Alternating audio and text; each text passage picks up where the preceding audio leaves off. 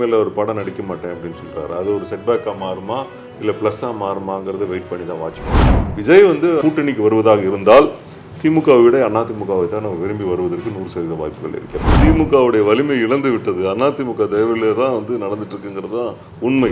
சசிகலா குடும்பங்களினால் கொடுக்கப்பட்ட டார்ச்சரால தான் அவங்கெல்லாம் அங்கே போனாங்க.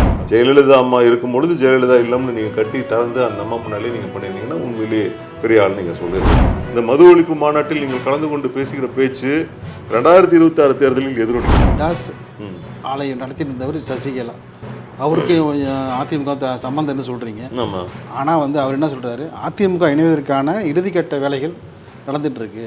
அதிமுக இணைவதற்கு இறுதிக்கட்ட வேலைகள்லாம் நடந்துட்டு இருக்கு. அதுக்கும் அவருக்கு என்ன சம்பந்தம்?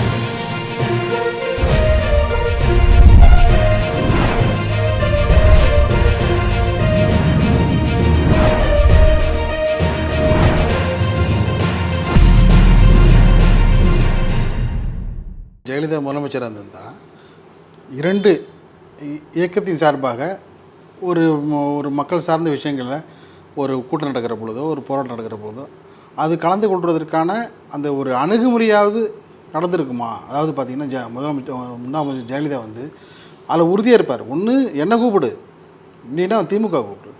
என்ன அந்த நிலைப்பாட்டில் எடப்பாடி பழனிசாமி உறுதியாக இருக்காரா? கண்டிப்பாக உறுதியாக இருப்பார். இதில் வந்து ஒரு குழப்பமான சூழ்நிலை தான் திருமாவளவனுக்கு ஏற்படும்னு நினைக்கிறேன். காரணம், இரு வேறுபட்ட கருத்துக்களுடைய கட்சிகள், அதாவது மது ஒழிப்பு என்பதில் அதிமுக தீவிரமாக இருக்கிறது என்பதில் எந்த ஐயப்பாடும் இல்லை. ஆனால் திமுகவில் இருக்கக்கூடியவர்கள் திமுகவினரே நடத்தக்கூடிய மத வேலைகளை வைத்துக்கொண்டு எந்த முகத்தை வைத்துக்கொண்டு கலந்து கொள்வார்கள், அவர்களை எப்படி அழைப்பது, அவர்களை எப்படி பேச வைப்பது. அப்படி அழைப்பதாக இருந்தால் முதல்ல ஸ்டாலின் மட்டும் வரக்கூடாது, டிஆர் பாலு அவர்கள் கலந்து கொண்டு அதில் உரையாற்ற வேண்டும், ஜெகத்ரட்சகன் அவர்கள் கலந்து கொண்டு உரையாற்ற வேண்டும், கனிமொழி அவர்கள் கலந்து கொண்டு உரையாற்ற வேண்டும், தீர்மானத்தை படிக்க வேண்டும், அதுக்கு அவங்க ஒழிக்கிறேன்னு சொல்லி உறுதி எடுத்துக்கணும். இதெல்லாம் எடுத்துக்கிறதுக்கு உங்களுக்கு தில் இருந்ததுன்னா நீங்கள் கலந்துக்கங்க. அதில் எந்த விதமான மாற்றம் இல்லை.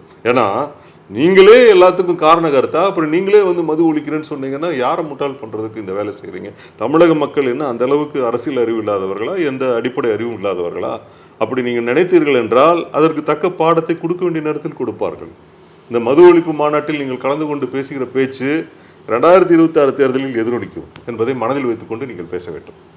அதாவது பார்த்தீங்கன்னா வந்து ஜெகத்ரட்சகன், சேகர் பாபு, அனிதா ராதாகிருஷ்ணன், சாத்தூர் ராமச்சந்திரன், ரகுபதி, முத்துசாமி, இன்றைக்கு இருக்க அந்த அமைச்சர்கள் பட்டியல் இருக்குங்களே, அதில் வந்து பாதி பேர் வந்து அதிமுக போனவங்க தான். கரெக்ட். அதாவது அதிமுக முன்னாள் அமைச்சர்கள் அதாவது எலெக்ஷனில் வந்து தேர்தல் ரொம்ப வந்து ஆமாம் எல்லாமே வந்து எல்லாரையும் வந்து பாதிக்கும் மேற்பட்ட அதிமுகவிலிருந்து விலகியவர்கள் தான் திமுகவை நடத்தி என்ன சொல்றாங்க, திமுக வந்து திமுகவுடைய வலிமை இழந்து விட்டது, அதிமுக தேவையிலே தான் வந்து நடந்துட்டு இருக்குங்கிறது தான் உண்மை. அதிமுகவிலிருந்து நாங்கள் இங்கே ட்ரெயின் பண்ண அமைச்சர்களை தான் நீங்கள் கூட்டிகிட்டு போய் வச்சு ஆட்சி நடத்திட்டு இருக்கீங்க, எல்லாம் பண்ணிட்டு இருக்கீங்க. அங்கே திமுக அப்படின்னாலே வழக்கமாக இருக்கக்கூடிய அந்த ட்ரெண்ட் செட்டிங் உள்ள ஆட்கள் யாருமே இல்லை, ஒரு சிலர் மட்டும்தான் இருக்காங்க. பார்த்தீங்கன்னா ஐபிரிசாமிங்கிற மாதிரி ஒரு பொன்முடி, இந்த மாதிரி ஒரு குறிப்பிட்ட நபர்கள் தான் திமுகன்னு சொல்லிக்கிறதுக்கு இருக்காங்க. மற்றபடி திமுகன்னு சொல்லிக்கிறதுக்கு பெரிய ஆட்கள் யாருமே இல்லை. அதான் இந்த அதிமுகவில் இந்த முன்னாள் அமைச்சர்கள், முன்னாள் எம்எல்ஏக்கள், முன்னாள் ஆளுமைகள், அதாவது பார்த்தீங்கன்னா ஒரு மண்டல சசிகலாவின் ஒரு மண்டலத்தில் வந்து சசிகலா எல்லாருமே வந்து பயன்படுத்த முடியாமல் போனவர்கள் தான் இவங்க எல்லாம். அம்மாவை வெறுத்தோ இல்லை கட்சியை வெறுத்தோ அதிமுக கொள்கையின் மீது இல்லை இதுலையோ எதுலையுமே அவங்க எல்லாம் விட்டுட்டு யாரும் போகல. சசிகலா குடும்பங்களினால் கொடுக்கப்பட்ட டார்ச்சரால தான் அவங்கெல்லாம் அங்கே போனாங்க. அதுதான் உண்மை. இவர்களெல்லாம் வந்து திமுக பயன்படுத்துகிற மாதிரி திமுகவிலேருந்து வந்த, அதாவது பார்த்தீங்கன்னா முன்னாள் அமைச்சர், முன்னாள் எம்எல்ஏக்கள் எல்லாரையும் வந்து அதிமுக வந்து சரியான முறையில் பயன்படுத்துது. உதாரணத்துக்கு பார்த்தீங்கன்னா செஞ்சி ராமச்சந்திரன், ஏன்னா அவர் இப்போ வந்து முன்னாள் மத்திய அமைச்சர் திமுகவில் வந்து தலைமை அறிவித்த வேட்பாளரை விருத்தாசலம் செல்வராஜை வந்து எதிர்த்து போட்டியிட்டு ஜெயிச்சு அப்படி ஒரு ஆளுமை முக்கியவர். அவர் வந்து இந்த விஜய் கட்சிக்கு, அதாவது தமிழக வெற்றி போறதுக்கு வாய்ப்பு இல்லை. அவர் வந்து அவை தலைவராக போறதுக்கான பேச்சுவார்த்தை நடந்து முடிஞ்சுட்டு சொல்றாங்க. அப்படியெல்லாம் பேசுவாங்க, சொல்லுவாங்க. எனக்கு தெரிந்து ஒரு திராவிட பாரம்பரியத்தில் வந்தவர் ஒரு புதிதாக தொடங்கப்பட்ட கட்சியில் போய் தன்னை இணைத்து கொண்டு சிறுமைப்படுத்திக் கொள்ள கண்டிப்பாக விரும்ப மாட்டார். அவருக்குரிய மரியாதை முக்கியத்துவம் அண்ணன் அவர்கள் அளவை கொடுத்துட்டு இருக்காங்க. எந்த ஒரு குறைச்சலுமே அவருக்கு இல்லை, அப்படி எதுவும் இல்லை. அப்படி ஏதாவது இருந்தால் கூட அவர் நேரடியாக கேட்டு பெற்றுட்டு பண்ணலாமே தவிர விஜய் கட்சிக்கு போகக்கூடிய அளவுக்கு அவர் ரொம்ப சிறுமையானவராக இருக்கிறதுக்கு வாய்ப்பு இல்லை. அரசியல் அறிவு ஞானம் உள்ளவர். நல்ல அவருக்கு அனுபவம் இருக்கிறது. அதனால கண்டிப்பா அப்படி ஒரு முடிவு எடுப்பதற்கு 100% வாய்ப்பில்லை. இது ஒரு புரளியாக இருக்கு. மாற்றுக் கட்சியில் வந்து திமுகவோட வந்து இப்போ பயன்படுத்திக்கிற மாதிரி இப்போ மாற்றுக் கட்சியிலேருந்து வந்து அதிமுகவில் இருக்கிற செஞ்சி ராமச்சந்திரன் போன்றவர்கள் வந்து உரிய நேரத்தில் சரியான முறையில் என்ன அந்த பயன்படுத்துறதுக்கான வேலைகளை இனிமேல வந்து எடப்பாடி பழனிசாமி மேற்கொள்வாரா இல்லை வந்து அதெல்லாம் அவருக்கு முக்கியத்துவம் கொடுத்து தான் பண்ணிட்டு இருக்காரு. அதுல எல்லாம் இந்த குறைபாடு இந்த பேச்சு வந்து என்னங்க, யாரை பத்தி யார் வேணாலும் என்ன வேணாலும் இல்லை அதுக்கு நெருப்பு இல்லாமல் புகையாதுல்ல. இல்லை அப்படி நம்ம எடுத்துக்க கூடாது. ஒரு ஏதோ தேவையில்லாத பேச்சாக கூட எடுத்துக்கலாம். அதை வந்து அப்படி அவர் போகிறதுக்கு உண்டான வாய்ப்பு எனக்கு தெரிஞ்சில்லை. அவர் பர்சனலாக எனக்கு தெரியும், அவர் கூட பழகியிருக்கேன். அவர் அந்த மாதிரி ஒரு மைண்ட் செட்டில் இருக்க மாதிரி எனக்கு தெரியல. கண்டிப்பாக உறுதியாக இல்லை. அதாவது பார்த்தீங்கன்னா மிடாஸ் ஆலையை நடத்திட்டு இருந்தவர் சசிகலா, அவருக்கு அதிமுக சம்பந்தம் என்ன சொல்கிறீங்க? ஆமாம். ஆனால் வந்து அவர் என்ன சொல்கிறாரு, அதிமுக இணைவதற்கான இறுதிக்கட்ட வேலைகள் நடந்துட்டு இருக்கு. அதிமுக இணைவதற்கு இறுதிக்கட்ட வேலைகள்லாம் நடந்துட்டு இருக்கு. அதுக்கும் அவருக்கு என்ன சம்பந்தம்? அதுக்கு எந்த அதையும் சொல்கிறாரு. ஓபிஎஸ் என்ன சொல்கிறாரு, அதற்கான வந்து இணைவதற்கான எல்லா வேலைகளும் என்ன மும்முரமாக போயிட்டுருக்கு, நான் எல்லா தியாகத்தையும் செய்வதற்கு தயார். அதாவது ஒரு பழமொழி சொல்லுவாங்க, பூக்கடைக்கு விளம்பரம் தேவையில்லைன்னு சொல்லுவாங்க இல்லையா? பூக்கடை வந்து அந்த பூ தொங்கிட்டு இருக்கிறதையோ இல்லை அந்த மனத்தையோ அந்த இதை பார்த்தாலே அங்கே பூக்கடை இருக்குன்னு தெரியும். அதுக்கு ஒன்றும் விளம்பரம் தேவையே இல்லை. அதே மாதிரி போயஸ் கார்டன் என்றால் புரட்சி தலைவி இல்லம் இல்லையா? புரட்சி தலைவி இல்லத்திற்கு புரட்சி தலைவி இல்லம்னு போர்டு போடணும்னு அவசியமே கிடையாது. அது புரட்சி தலைவி இல்லம்னு எல்லாருக்குமே தெரியும். ஆனால் இவங்க என்ன பண்ணியிருக்காங்க, கோமாளித்தனமாக ஏற்ற மாதிரியே ஒரு வீடு கட்டி ஜெயலலிதா இல்லம்னு பேர் வச்சுருக்காங்க. ஜெயலலிதா இல்லம்னு பேர் வச்சா ஜெயலலிதா இல்லம் ஆயிருமா? நான் கேட்குறேன். இல்லை சார், நெருங்கி போயஸ் கார்டன்ல பிரபலமானது ஜெயலலிதாவோட இல்லம். இல்லை ஒரு இப்படி பார்க்கலாம், பூக்கடைக்கு விளம்பரம் தேவையில்லை என்பதை போல ஜெயலலிதா இல்லத்திற்கு ஜெயலலிதா இல்லம்னு போடணும்னு அவசியம் இல்லை. சந்தியா இல்லம்னு இருக்கு, அது எல்லாருக்குமே தெரியும். ஜெயலலிதா இல்லம்ங்கிறது அம்மாவோட இல்லம் என்னங்கிறது. எதிர்த்த மாதிரி ஒரு மாளிகை கட்டி அதற்கு ஜெயலலிதா இல்லம் என்று பெயர் வைத்தால் ஜெயலலிதா இல்லம் ஆகிவிடுமா? இல்லை, அவரோட நெருங்கி பழகியவர். நான் என்ன சொல்றேன், அவர் வாழ்ந்த வீட்டையே பார்த்துட்டு இருப்போம். இல்ல அப்படி ஒரு எண்ணத்துல இருக்கலாம்ல. இல்ல இதெல்லாம் வந்து எப்படின்னா உச்சபட்சமாக இவர்கள் வந்து எவ்வளவு ஒரு கோமாளித்தனமான வேலைகளை செய்கிறார்கள், மக்களை ஏமாற்ற நினைக்கிறார்கள் என்பதனுடைய வெளிப்பாடு தான்.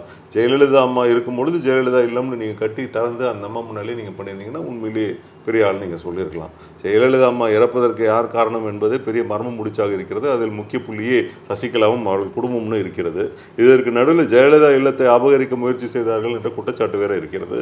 இதற்கு அடுத்தபடியாக அதே இடத்தில் எதிர்த்த மாதிரி ஒரு வீடு கட்டிட்டு ஜெயலலிதா இல்லம்னு பேர் வச்சா பூக்கடைக்கு விளம்பரம் தேவையில்லை என்பதை போல ஜெயலலிதா அம்மா இல்லத்திற்கு ஜெயலலிதா இல்லம் என்ற பெயர் தேவையில்லை. ஆனால் உங்கள் வீட்டுக்கு நீங்கள் ஜெயலலிதா இல்லம்னு பேர் வச்சுட்டிங்கன்னா நீங்கள் பெரிய விசுவாசி இல்லை, நீங்கள் இந்த கொலை அவங்களுடைய மரணத்திற்கும் உங்களுக்கு சம்மந்தம் இல்லைன்னு ஆகிடுமா? அப்படிலாம் கிடையாது.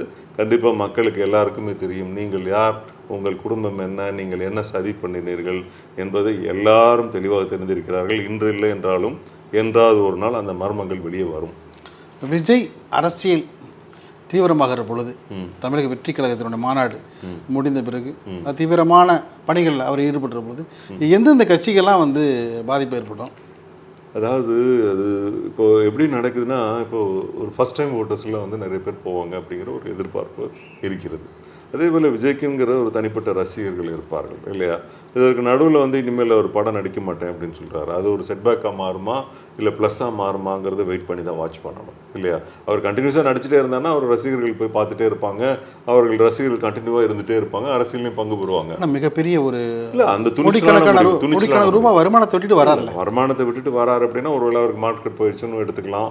இன்னொன்று வந்து வேண்டாம், இது போதும், இந்த லைஃப் போர் அடிச்சிருச்சு, நம்ம ஏதாவது சொசைட்டிக்கு நல்லது பண்ணணும், நம்ம வாழ்ந்த நாட்கள் வந்து புகழ்பெற்ற ஒரு மனிதனாக மட்டும் சினிமாவில் இருந்துட்டு போகிறது மாதிரி இல்லாமல் ஒரு சொசைட்டிக்கு நல்லது பண்ணக்கூடிய ஒரு அரசியல் வாழ்க்கையிலையும் நம்ம இருக்கணும், நல்லது நம்ம செய்யணும் அப்படின்னு நினச்சி இருக்கணும். அப்படியாகவும் இருக்கலாம், எப்படி வேணால் இருக்கலாம், சொல்ல முடியாது. வரப்போகிற நாட்கள் தான் அதை வந்து டிசைட் பண்ண போகுது. அதனால் கண்டிப்பாக அதிமுகவுக்கு வந்து ஒரு பெரிய இழப்பெல்லாம் அதில் ஒன்றும் கிடையாது. நம்ம இங்கே இருக்கிறவங்க அவங்கள நோக்கி போகிறதுக்கெல்லாம் வாய்ப்பே இல்லை.